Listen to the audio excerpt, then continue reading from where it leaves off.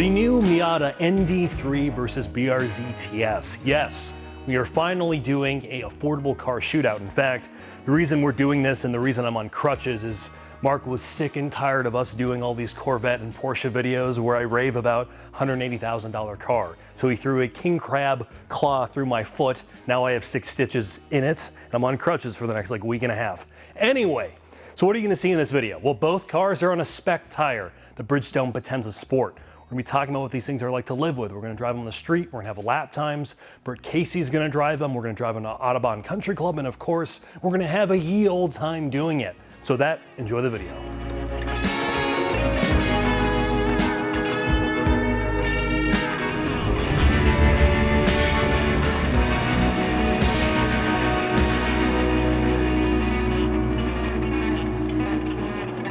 The 2024 Subaru BRZ TS. This is a vehicle, along with its mechanical twin, the GR86, that we've covered numerous times. In fact, we had a long-term series where I owned the car for over a year, modified it, and did everything you possibly could with this car. So as we've talked about in the past, the best thing about the BRZ and the GR86 is it is a affordable, 2-door, rear-wheel drive, do-everything sports car. You could actually use this as your only car. You have a trunk that can fit a set of wheels and tires. You have a back seat, which can fit a full-size dog or people you don't like, or you can use it as a storage shelf. You have 2 very comfortable front seats, good visibility. All the controls are physical. Everything's easy to use. There's a good attention to detail to storage, and just being forced to live with this car every day, you could get away with it. It's a little bit noisy, I will say, compared to the NDRF. You're only about a dB quieter, so that's really the only possible complaint you could have from a usability perspective. The other thing I'm going to talk about is what they changed for the TS. And honestly, it's not a whole lot. You get a STI engine stop-start button, you get a red surround for your gauge cluster, you get a digital STI badge in the gauge cluster, and the exterior you get some TS badges. Honestly, not a lot's been changed for the TS model from that perspective, but really that's not a bad thing. Thank you, Jack. Now it's time to talk about the ND3 Miata. And if you're someone like myself that was hoping for a major revision to the exterior and interior, you're going to be gravely disappointed. And you might wonder what they've been doing for the past 10 years with this car, and it's essentially nothing. And it's because the car out of the box was almost perfected by this brand. It's designed to be that second, third, or fourth car in your garage that you're going to use purely as a joy machine. The thought to attention to detail of storage on the interior is abysmal compared to the BRZ, and we beat this to death. There's no door storage, the cup holders are an afterthought, there's no place to put a modern phone safely, and even the trunk space, you're gonna fit 2 maybe backpacks and a couple odds and ends. You know that going into this, but what it carries over essentially in 24 and 25 is there's nothing like it on the planet. Its compactness, its lightweight, its fuel efficiency, and its focus on driving is unmatched. And you get all of that in a price point that most normal people can afford. So, I'm gonna give it a big break, and I think a lot of people give it a big break because it brings such a smile to your face just being in or around it. The changes to the interior are limited to the updated infotainment. Gone is the toddler-style screen that was stuck on the dash, which was an absolute eyesore, and they've switched it over to their ultra-wide aspect display and updated infotainment. And it is very, very good for this car. It's not distracting.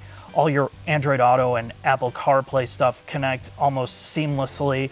The audio system in the car remains very well designed, including Bluetooth calling. So while, yes, you don't have the ultimate storage, the pure functionality of it for driving and connectivity are pretty good. Let's head into the shop and we're going to talk about the highlights of the mechanical changes to both these cars. We're underneath the BRZ and the ND Miata again, Jack. It's about the 600th time. And I remember back in 2013 when I spun up that FRS video series, which, is irrelevant now because I'm an LMP2 driver. So these cars are beneath me. But in 2015... Is that the name of your wheelchair? Yeah, the LMP2 wheelchair. Yeah, it's because I don't want to walk anywhere. The conversation I had with Dave Coleman of Mazda back in 2015 was about when the ND Miata came out. So I asked him a lot of questions then. And here we are 10 years later now, and we're at the ND3 Miata. So it's interesting to see how excited I was back then to see where this would all go, and now we're full circle here. So tell me about this BRZ specifically, what's changed? So if you're living under a rock, this is the second generation of BRZ or GR86. Other than aluminum knuckles and some changes to suspension tuning, they're essentially the same car. Compared to the Miata, this makes 209 wheel horsepower. It's like 220-ish at the crank. It puts its power down through either a 6-speed automatic or a 6-speed manual, and it has a torsion rear differential. It's strut front, multi-link rear, basically other than the skid plate, and that's basically about it. This thing uses no aluminum anywhere. The TS is Subaru's answer to the GR86's performance package. It is a damper package and a brake package. They do not change bars or spring rates. This gets the sensitive frequency response damper from Hitachi. They are a dual flow damper, so at lower speeds it's improved the oil flow to have better body control, a little bit less understeer. At higher speeds, at least in the front, it's trying to make sure it has better ride quality. It's a better shock absorber compared to the previous shock body. And then the same thing with the GR86, they get a sax damper, right? Yep. So they're using just different suppliers, similar philosophy, just different tuning of those two shocks. And we saw this with the previous generation cars. Near the end, they all got the same thing. Yep. Brake packages, damper changes, sway bar changes, which this also got with the update. The sway bar is mounted to the frame versus, the 86 is mounted traditionally. There's all these subtle differences. It's all the subtle difference. The main thing here is this is a better car because it solves the two biggest problems in a car in this price point. You have real brakes. When you swap in pads and fluid, you're flying. Yes. It also has the damper solution without having to go to the aftermarket. Granted, you don't get the extreme camber adjustment you need for track driving. You would need camber bolts, which you can just buy. Yeah, and that's a simple one. But if you want more than that, you need camber plates and rear control arms. Yeah, we've done a very in-depth video series on modifying a new GR86, and all those principles apply to this BRZ. So if you want to learn where you can take this car, watch that video. And also at the end of this video, take a look at the lap times of what Jack's car was able to do with those modifications relative to these other cars. There's a lot of overhead here, so we're not downplaying the capability, but this blends the gap between going, spending a ton of money on aftermarket stuff and just getting a car out of the box that pretty much works. Let's talk about the ND3 Miata, Jack. All right. When this car came out, there was some groundbreaking stuff they did to this for the price point. I mean, you're talking about a mid-$30,000 car with double wishbone suspension all the way around, a 2,400-pound curb weight, and people would even argue, well, don't discount the weight. And here we are. This is probably one of the lightest weight vehicles on the planet. Just like it did in the beginning, it has two different body styles, a retractable folding roof for the RF, or the standard soft top. There's a small weight delta between both of them, but if you talk to someone like Dave Coleman, he does actually prefer the driving characteristics of the RF because when the RF's roof is latched in place, due to the extra body rigidity, has slightly better steering feel. If you look at the body structure of this car, it's double wishbone. All the front suspension links are aluminum. You have full camber and caster and alignment capability front and rear, though the total amount of negative camber you can get in the front of the car varies car to car. I've heard everything from maxing out at a negative 1.5 to maxing out to negative 2. Wait a second, you forgot the part about taking a huge sledgehammer to the subframe to get a little bit more dialed in. I could probably get 3 out of one side. Just hit a curve. Yeah, no, that's true. The Miata also has the benefit of being that car that is meant to be fun. Yeah. Where the BRZ is, sort of my first do-everything sports car. With the Miata, you could daily drive, but it's not particularly big. It's my do-everything fourth car in the garage. Yeah, it's meant to be a car you drive on a back road and have a good time and take to the track. They have deliberately compromised some of the suspension tuning to make sure that it is soft enough to enjoy on a back road.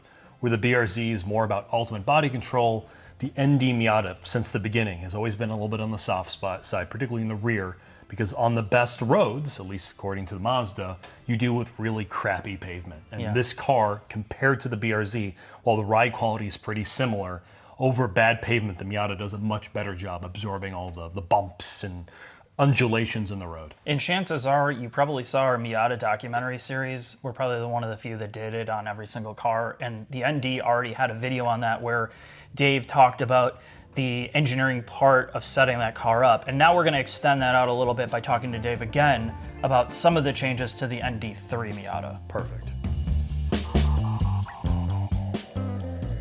So there's a couple things on the ND2 that were bugging us that we were trying to fix. The Miata has always been a really playful, agile car in low-speed, tight, twisty stuff.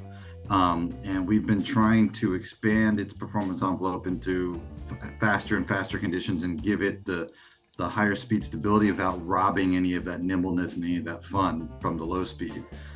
So a couple of years ago, we added KPC, the kinematic posture control, that pulls down on the inside of rear tire that helps stabilize it in high speed undulating stuff. And now this time with ND3, we started looking at the steering system and the yaw damping of the vehicle. All of our all-wheel drive cars, we've been tuning the all-wheel drive system, not for traction, but for the way it makes the car turn. And when we couple the front and rear axles together, that damps the yaw motion of the car, and we can fine-tune that to make the car behave the way we want it to behave. And so looking at the limited slip diff from that viewpoint, because the diff does the same thing, couples two sides of the car that want to turn different speeds, and the more we couple those wheels, the more it damps the yaw motion of the car. We realized that, looking at ideally what the car should do, it could use more yaw damping coming into a corner where you're trail braking hard into a corner. The car will start, the tail will start to slide out and start to rotate a little bit more than you want. More yaw damping there will slow that down and make it sort of follow your intention more clearly. And then coming out of the corner with the old diff, when you got on the gas, it would tighten the diff up, and that makes the car suddenly want to push wide. It damps the yaw too much and tries to make it understeer coming out of the corner. So we switched from a diff that was applying locking in direct proportion to torque the same way on acceleration and deceleration, to one that has a stronger ramp on the decel side. So the engine braking has more impact on lockup than the acceleration does. So coming into a corner, we have more yaw damping, and it's more just following your steering precisely. You can still definitely pitch it into a corner sideways if you're trying to, but it's much more following your intentions. And then as you roll onto the throttle, it doesn't overwhelm the rear traction, and it doesn't lock those two tires together too much. And so it can still power out of the corner, really following your steering input more intuitively. So that was the big thing with the diff. At the same time, we were looking at making the steering communicate more clearly, more precisely all the time. So this was the thing that was bugging us is most noticeable driving straight ahead on the freeway. You'd notice there was a little bit of friction, and when you make a really small input, the car would seem a little darty and nervous. And it was because you had to overcome friction to get the steering to move. So even when you were trying to make a small input, it would stick a little bit, you make a little bit more, and then finally it would break loose, and you'd make a bigger input than you really intended.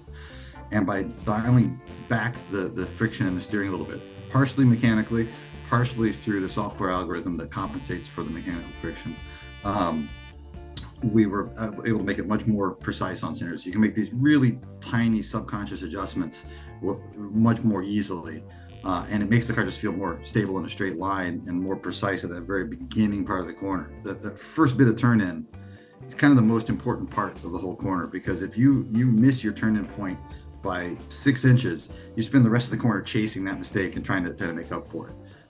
So that helped us both in the sort of the daily livability of the car and in the hauling ass through the mountains part of the car. And then sort of the final ingredient in this was looking at, this car's goal is to be engaging and fun to drive for every driver in every situation, whether I'm going to the grocery store or you're going on the track. And it's kind of a gateway car that brings a lot of people into enjoying driving. It's a great first car. It's also a great car for someone who's already an expert driver.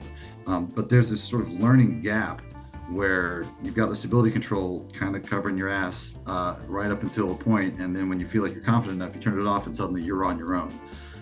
And we wanted to kind of smooth that transition by making a mode of the stability control that was tuned for the track, for someone who's doing track days and is learning and expanding their skills. So instead of just turning it off completely, we dial it back. So the regular stability control is really designed to control the car enough. We want to let you feel the limits of the car and let it get out of shape and bring it back so you know where the limit is. But we're trying to keep it in the lane.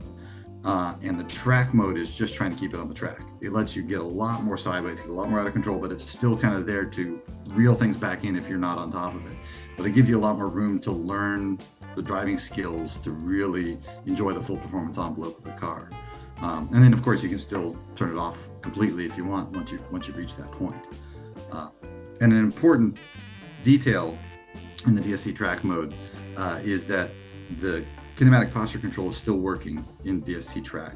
When you turn it off completely, the KPC turns off also, and that's partially because of how we read some regulations, but also partially because on a full DSC off, our assumption is you're probably running track pads and really sticky tires and a different setup than what we designed the car for. And that KPC very, very lightly drags the rear brake and is assuming a certain coefficient of friction on that brake pad. If you have a really aggressive track pad, it's going to do something different than what we programmed it to do. So for the full racers, we just turn that off and let them drive the car themselves, but we leave the KPC on in track mode. So that's it. More fun to drive, harder, more gently, straight line, track, everywhere.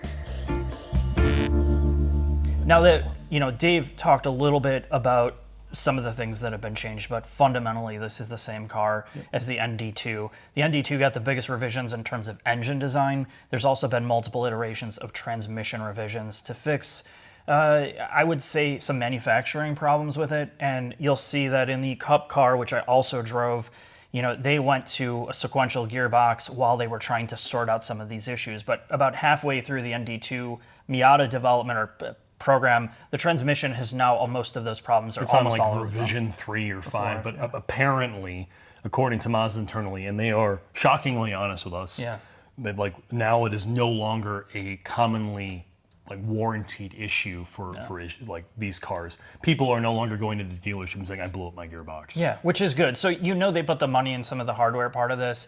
I think the debate becomes, despite the 2-liter being way better in the ND2, it is down on power compared to the BRZ. It makes like 40 less horsepower, if not more. And I know the weight thing, you don't need a lot of power. We're a power-obsessed culture. This was a question I had for Dave early on when the first engine came out. I was like, we were making 200 horsepower out of cars in the 90s out of 4 cylinders, and this is it's still not up to task. 10 years later, it definitely feels way slower than what other manufacturers have done. But again, it's about the balance of... And the counterpoint is you can enjoy the power of this car. Yeah, you can be going 75 miles an hour and feel like you're going 100. So before we head out on the track, let's talk about the tires. As you know from our previous comparison test, we try to do a spec tire to eliminate some of the variables there and what manufacturers are doing. Yes, there's a homologated tire for most cars where they do suspension tuning, but it also adds that, if one tire is stickier, it has a greater advantage. So by using our Bridgestone connection and our partnership with them, we're putting these cars both on Bridgestone Potenza Sports. Yep. This is that in-between tire for somebody that is street driving primarily. This is a great street tire that has great hydroplaning resistance, good in the wet, and then you can straight up take it to the track while it sacrifices ultimate dry grip for a tire that's more balanced, a little bit more quiet. You're not shooting rocks 6,000 feet in the air and, like a shotgun blast either. So they're more livable tire, but they're a great tire for these two types of cars that are not dedicated track cars. And this tire is technically a stickier tire that comes on both the Miata Club and the BRZ. All right, cool, Jack. Let's get these things on track, and we're going to talk about the nuances of how they drive. All right.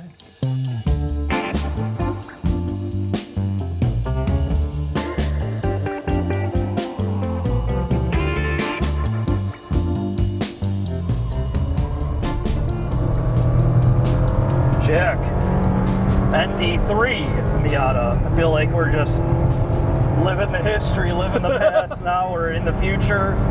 I've assumed my Quasimodo seating position because this is the RF. I do not fit in this thing with a helmet. What I'm going to say first off, and I know this is sort of the theme of this video, is that both of these cars, despite some of their deficiencies, are proof that you do not need to spend $180,000 on a 911 to have a great driving car, or a car that you can take out to a racetrack or your favorite back road and leave with an incredible smile on your face. But where's the horsepower, Jack? I need 500-600 horsepower. These cars, out here, we just got done driving the new 911 in Spain. I can tell you, I had as much fun yesterday driving these things around this track that I am having today. As I did in Spain. I need a car that's 5,500 pounds. This is like, what, 2,500 or something? It is. How can you drive a car with this little weight? It's very frustrating. I don't feel like there's a lot of mass under me here. So let's talk about the driving changes. The linearity of the steering is, slightly improved. I guess you'd have to drive these cars back to back to tell a difference, but I do think the steering is great. It's better than what's found in the BRZ TS, or really the GR86 as well. The diff changes make it so if you trail brake, it's a little bit less loose than when you get on gas leaving a corner. There's a little bit more progression to the way it locks up in the back. Okay. Is that a hugely noticeable difference when you're driving this thing around? No, you'd have to really drive the back-to-back to notice the nuance of it. Yeah. Out here, I feel like, yes, it's more eager to rotate, but it's eager to rotate without being like that. When you get it to a point, it just doesn't seem to let go as easily. Yeah. And I mean, you're not dealing with like power slide, power oversteer, so it's all in the diff. It feels natural and the steering feels natural, but I think most people aren't going to notice the big change. These are just things that they're doing to finesse the car, just slightly improve the dynamics of it, because it was already pretty much great. A lot of the same things that we've seen in the past, like on the street, it feels like it's got great suspension calibration, like it's got just enough rebound effect to make it feel sporty. But when you get out here, it's an exercise in controlling body weight. Yes. Body motion. Body motion. You feel the car set. Like you get on it. Okay, now the car. There we go. It like leans in. There's a lot of body roll compared to like the BRZ and a lot of other sports cars of this era. So it's. I want to say it's more like old school feeling in a positive way. You just have to get used to it. But if you're out on track, my personal opinion is like, if you're a track person, you're going to have to redo the dampers on this car. Yeah, dampers and springs. But that's no different than all the NDs. It's just, I think it's a better driving car a little bit. I mean, like you were saying that Dave told you that not much has changed overall with the philosophy of the car. So it's about making small changes that are meaningful. So things like the interior space. If you're cross-shopping this, and the joke he made is when people are buying Miatas, really the decision people are making isn't between the Miata and the BRZ. It's between a new ND3 and a used ND2. Right. And some of these changes are great. And any issues we have on track with this car, with it being too soft and there being too aggressive of body motions, they made a deliberate compromise to make this car drive tremendously on a back road. Sadly, they don't really exist out here in Illinois for us to exploit, but the philosophy of the Miata is the reason why it's soft is on a great canyon road. Those canyon roads have shitty pavement. Yeah. They're always broken up, so the fact that this is soft means when you're actually going to drive this most of the time, it's very, very enjoyable. And of the two cars that we have here today, this is the car that I find myself leaning to when I want to go putt around on the street and have a good time. You can take off the top, either the RF or the standard soft top. You smile, the engine makes a far better noise. The shifter has this perfect wrist action, snick. Pedal box is easy to use. I mean, this is just a really whimsical, joyful driving experience. Yeah, absolutely. I mean, it's a car that you kind of would love to have, and it's not going to break the bank like a lot of the modern sports cars, and gives you almost all the joy of the expensive cars with great fuel economy. It's the same broken record of all the NDs. It's just slightly more refined here. And then obviously on these tires that we put on the Bridgestone Potenzas, I think it's more livable in terms of wet weather performance. I came in a torrential downpour today, and I didn't have any aquaplane or hydroplaning. It's just really confidence inspiring. And then coming out here, it's super progressive the way that the car rotates. There's enough grip not to overwhelm the suspension. Exactly. It's not like track day tire where now you feel a shitload of body roll. It still feels like how it should, with giving you more overhead in terms of regular driving and track driving. So I really, really appreciate that part too.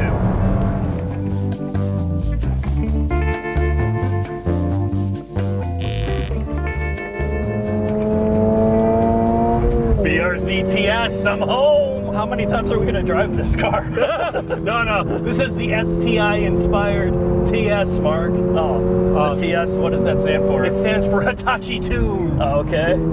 This has the Hitachi dampers, has the Brembo brakes, and honestly, we did a crazy series on the GR86. We're at Oleans and an S6 big brake kit. Too much. Yeah, too much.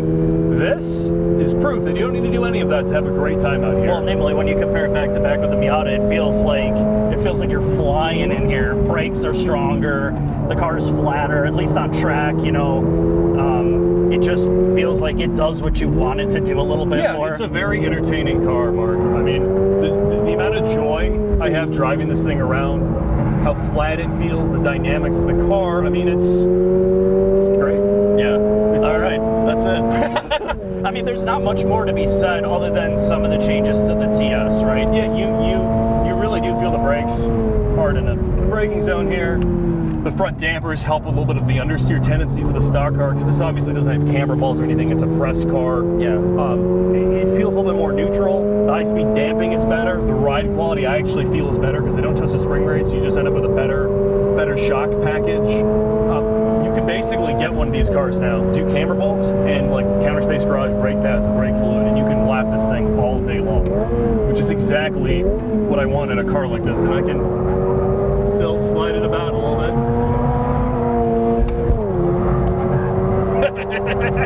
And you know what's funny is that this car is, I think, more proficient, like just the overhead's higher, but it lacks, I think, because of the fake engine noise, the engine, even though it makes more power, isn't as great. I think the Miata is more fun to drive. But this is a more technically proficient car. Yeah, I think if you're in the numbers game, clearly this is going to have more overhead. But I think personally for me, for the type of driving I'm doing now, and I think a lot of people that aren't just like track rats, the Miata delivers the more fun experience. But I mean, I don't know, it's really hard to argue this car either, man, for what you're getting for the money. There's nothing else like it. I think if you want to focus on the fundamentals of driving when you're on track, this in some ways is a better car because you don't fight the body motion. You have more confidence in the braking. There's more power. I feel like it's easier car to balance. The brakes are a huge factor, you know, and you can actually power oversteer this car easier, you know, if you want to learn with that. I mean, I might argue that some of the body motion in the Miata can be very, very helpful to teach as a teaching tool. For trail braking especially. Yeah, like how do you get the car to set before you're doing this back and forth? And a lot of cars are like really quick in transition where the Miata's not, so it's a good, both these cars are a good teaching tool, man. I don't know, and you know, we beat this to death with both of these cars, Jack. Let's head into the next segment of this video. What segment is that, Mark? I don't know, whatever segment you want it to be.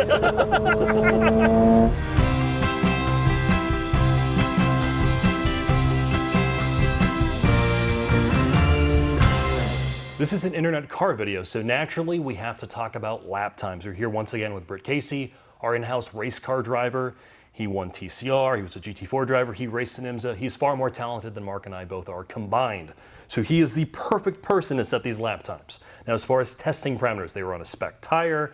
Both of these cars run at the same time, one after another. We adjusted tire pressures in between laps, and basically Britt ran both of these cars till he could go no faster. And the ambient temperature was 68 Fahrenheit. This was nearly perfect conditions for this test. The track was well rubbered in. This is basically best case scenario. Obviously, Britt did not run both of these cars all day long. Could he have eked out a couple more tenths in either vehicle? Maybe. But given the testing parameters and the time we had, we felt this was a good indicator for both lap times. The ND3 Club RF was about 2-ish seconds a lap slower. And Britt, walk me through not so much a lap time, but the dynamic difference between both of these vehicles. So both cars are good on track, being lightweight chassis. They're really reactive to driver inputs, and that makes for a fun track day for sure. Biggest glaring difference would be the power difference. Huge there. I think that's where most of the lap time difference was created. The MX-5 was between 1 mile an hour to 2.5 miles an hour quicker in every corner, but it just was losing so much in straight line speed that it couldn't make up for it. Yeah, you were slower going into the corner because the car didn't carry as much speed because it wasn't going as fast. And then you were slower leaving the corners in the BRZ because the BRZ gets so much more power. And if you look at the actual data, the straight is the easiest way. The big straight before basically one of the last turns on track, you were like 7 or 8 miles an hour quicker in the BRZ than you were in the ND3, which is a huge And that's at the delta. end of the straightaway too. Yep. How did the chassis balance feel? Obviously, you know, the MX-5 is definitely a little bit softer and it's on double wishbone architecture versus the BRZ, but how did they actually feel at the limit? I think in middle to high speed corners, I would say the MX-5 is a little more stable for me, especially coming over the crest in turn 5, the higher load through turn 4. That's a area of the track where I think the MX-5 really stood out for me. Also the exit of turn 3, I think partially due to the less horsepower in the Miata, but I was able to go easy flat through turn 3 in the Miata, whereas I had a pretty significant lift that I had to do on the entry in the BRZ just because of the understeer that was happening. When it comes to braking, obviously both of these cars are on a street brake pad. We did not touch the pads for this test. How did they actually feel though when you're using them on track? I thought the BRZ was a touch better, and I think the difference in terms of the BRZ being better was amplified with more heat. As the brakes got hotter, I think it stood out more that the BRZ brakes were a little bit higher performance for sure. Is there anything else you want to talk about as far as the way these cars drove at sort of the limit? Yeah, I think put a set of track pads on the MX-5, I think you have a really good day. Until that point, I think you're going to be fighting brake temperature. But they're both lightweight cars, really well balanced and approachable from a price and power standpoint. The last question I do want to bring up, and I literally just thought about this, so my apologies, the diff differences. So the Torson's in the BRZ, and it's got a conical style in the ND. Did you notice a big difference between the way they put down power? Yes, so the Miata, the upgraded diff in that, coming out of turn 11, the real slow corner at the end of the back straightaway, I use a lot of the curb there at the apex, and putting the power down, I was getting more inside wheel spin with the BRZ, and I've also gotten more inside wheel spin with previous generation MX-5s, even of the ND, but with the previous diff. The new one, there's like no wheel spin on power coming off the corner. So I felt like it really split the power well across the rear wheels. I'd say it's a plus on the Miata side over the BRZ as well. Perfect. So I think we've summarized how these cars drive on track. Now it's time for Mark and I to wrap up this video. Before we get into the final thoughts with Mark, where he's going to summarize the ND3 Club and of course the BRZ TS, it's important we thank some people, starting with Bridgestone Tire. Without them, tests like this where we put all the cars on the same tire would not be possible.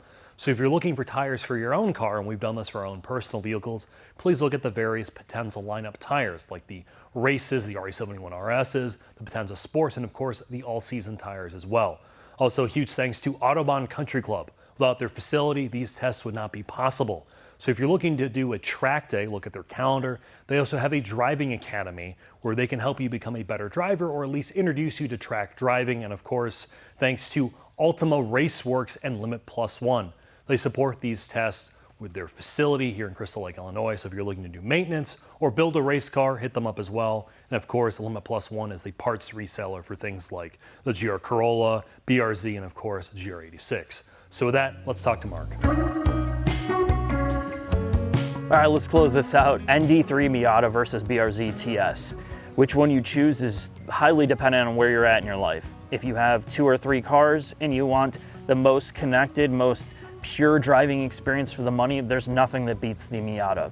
The iterations and some of the small changes they made over this generation is just enough to keep it relevant, but it's not going to scratch the itch of somebody that has come from a bunch of high horsepower cars that are looking for that next level of performance. It feels definitely slow in this era. It even felt slow when it came out, and it's just definitely fallen behind in that part.